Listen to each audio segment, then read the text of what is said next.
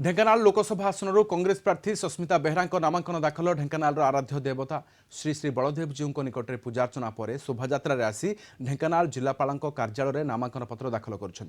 नामांकन दाखल सहित बीजेडी और बीजेपी को समालोचना कर सस्मिता कांग्रेस लोकों सहित अच्छी लोके कांग्रेस को भोट देवे बोली से कहते जातीय कांग्रेस तरफ ढेंकानाल लोकसभा प्रार्थी पत्र दाखल कली आपण मान माध्यम समग्र ढेंकानाल लोकसभा क्षेत्र गुरुजन भाई भौणी माँ मौसी समस्त आशीर्वाद कामना करुच्ची प्रभु जगन्नाथ आशीर्वाद भिक्षा करुच्ची अंचल कोटी कोटी टंका राजस्व उभय केन्द्र आ राज्य नौ किंतु आज गोटे विश्वविद्यालय ना ढेंकानाल अच्छी ना अनुगुल अच्छी तेणु जदि आशीर्वाद मिले मत जनसाधारण ताहले मोर प्रयास रहिबो ढेंकानाल को किभली भाव सबुज सुंदर करा जाई परिबो प्रदूषण मुक्त करा जाई परिबो स्वास्थ्य सेवार अग्रणी करा जिवो